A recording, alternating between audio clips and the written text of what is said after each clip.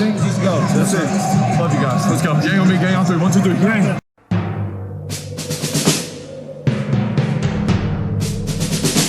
The autumn wind is a pirate, blustering in from sea. With a rollicking song he sweeps along, swaggering boisterously. His face is weather-beaten. He wears a hooded sash, with a silver hat about his head, and a bristling black mustache. He growls as he storms the country, a villain big and bold. And the trees all shake and quiver and quake as he robs them of their gold. The autumn wind is a raider, pillaging just for fun. He'll knock you round and upside down and laugh when he's conquered and won. A lot of you have been asking me about quarterback CJ Stroud of Ohio State, and I basically said I'm not all that crazy about him, but I haven't studied him yet. Well, now I have, and I'll tell you right now, he's better than I thought, so I got to go back to something else I said. If he's as good as some of you are saying he is, the Raiders are unlikely to be able to get him. The Raiders are picking number 7 overall, and while the Chicago Bears appear to be willing to trade out of the top spot in this year's draft, there's going to be a bidding war for him. It'll take a lot of draft capital to move up to get him. I'm not here to tell you what to think, but I don't think Stafford is worth what it'd take to get him. The Raiders really need their picks in the coming years. But as far as what I think of him as a player, he's probably the best quarterback prospect in this year's draft. Bryce Young is actually more talented and gives you more wow, but at 180 pounds, he's a huge injury risk. There really is no sure thing at quarterback in this year's draft class, but at 6'3", 225 pounds, Stroud has the edge over Young for best quarterback prospect this year to me. I'm going to start with what the scouting community doesn't like. His spread offense. They don't like that the whole offense looks over at the coach on the sideline for the play. They want to see Stroud be a field general and get his team into the right play when they're going up tempo.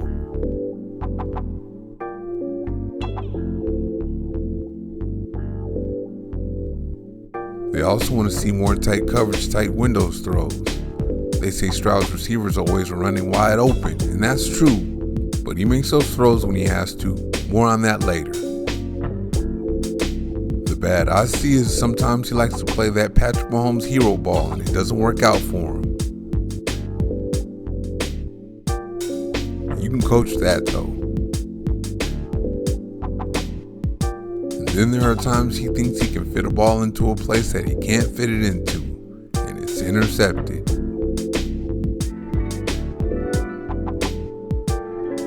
Now for the good, Stroud has an arm. Not a Will Levis, Anthony Richardson arm, but a really good arm. That ball went 25 yards down the field, outside the numbers from the opposite hash in a straight line. This one's going to go 20 yards and outside the numbers, this time from the same hash.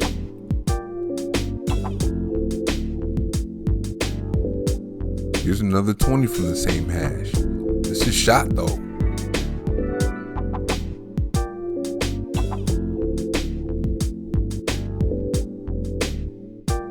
Here we go again, 20 yards outside the numbers, this time from a little bit towards the middle of the field.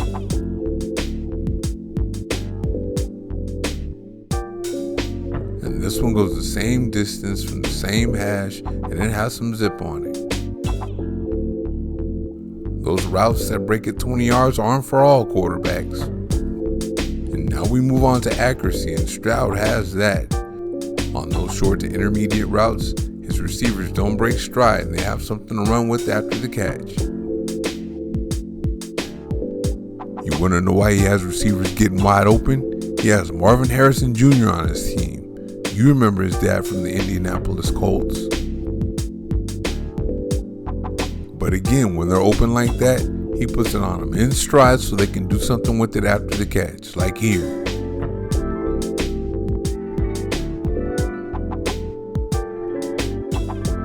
There never seems to be a moment where you say, well, if you'd have thrown that one accurately, you would have scored a touchdown.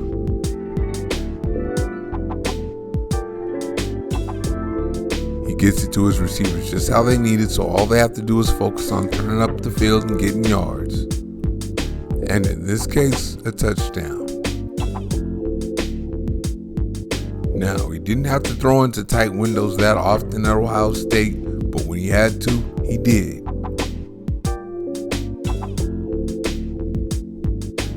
With that accuracy and velocity, it's hard for defenders to break on the ball and actually get to it.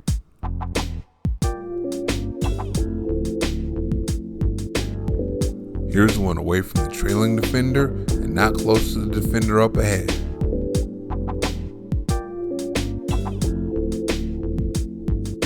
I'd have to say his accuracy is the best thing about him.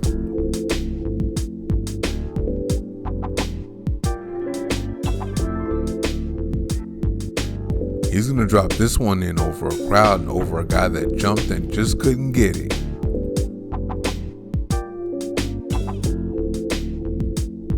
That's a dime, and I call it tails.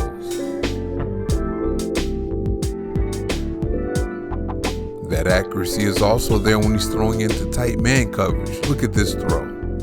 That's 20 yards to the sidelines from the opposite hash in a straight line with pinpoint accuracy. Now watch this throw here. It's going to be just beyond the outstretched hand of the defender, but oh, he drops it. Now watch this one in the end zone where only his guy can get it.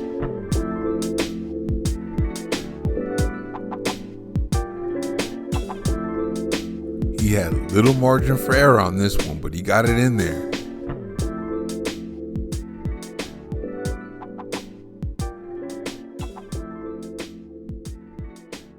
Now here's a deep ball with pinpoint accuracy into tight man coverage.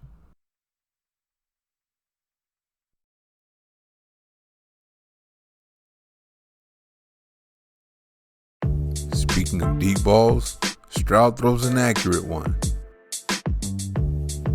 Just like his short and intermediate throws, his guys don't break stride for it. Here, this one goes to Harrison in stride. Here's a beautiful throw on the post, just out of the defender's reach.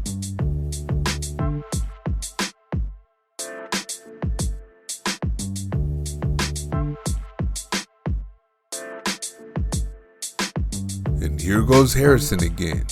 He's going to go high in 2024.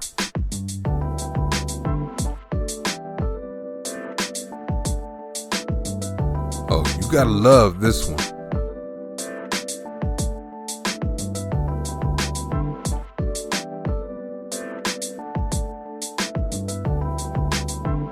Stroud also has excellent touch and accuracy on his fade. He goes back shoulder here. Here he goes front shoulder in the end zone.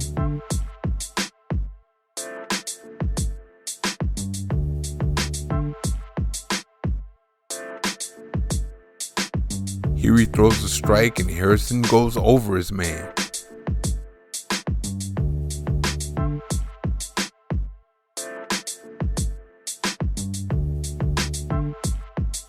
And this fade right here, he couldn't have thrown it any better. And there were 30-mile-an-hour winds in that game. More on that later. Here we have another end zone shot and another perfect ball to Harrison.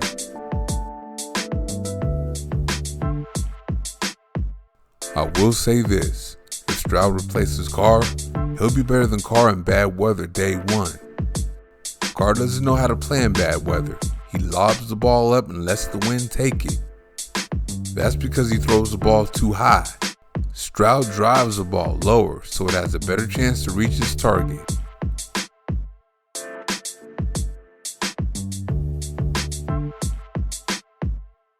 Now we're back to the Michigan State game with 30-mile-an-hour winds, and watch how low he throws this deep ball.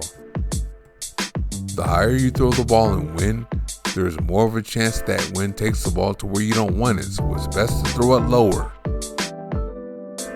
He's going to strike deep again in that wind.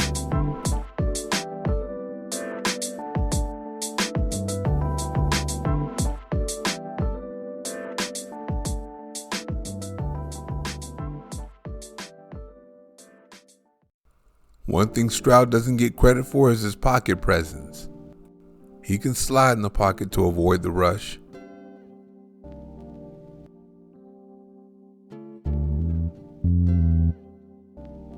Here he steps up and to the left to get this throw off. And it's gonna be a touchdown.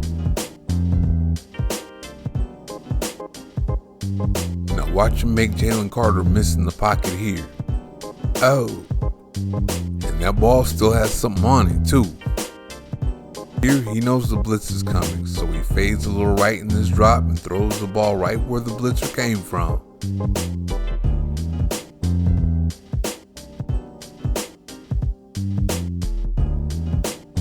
Here he sees the linebacker coming, so he's going to step to his right to make the throw.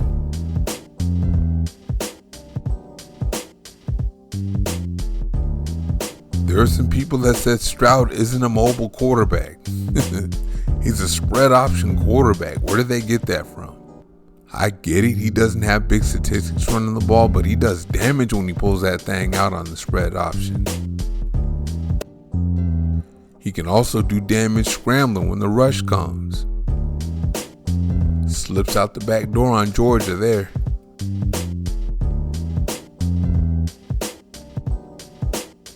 He had a great offensive line, so he didn't have to scramble much.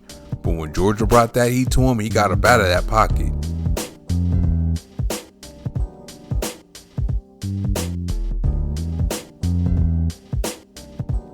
He has playmaker with his legs potential.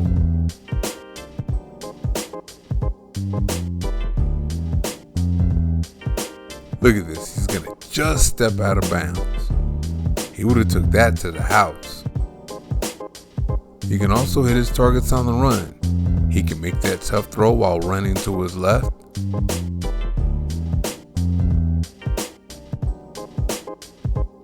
And of course, he can hit his man running to his right.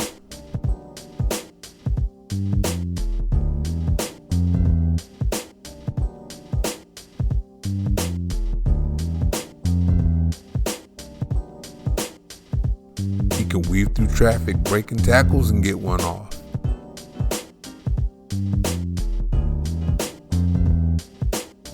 He can go one way, then decide to go back the other way and find a target.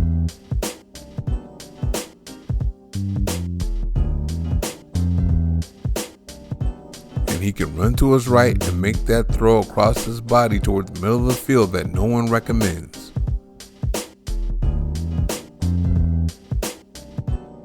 It's funny how this process went for me. At first I didn't think he was the guy to pick at number 7 overall, but after seeing him on film, I know he's not going to make it all the way down to number 7. So the only way I could see the Raiders getting him is trading up for him. And right now, that's not the thing to do. The Raiders have too many needs.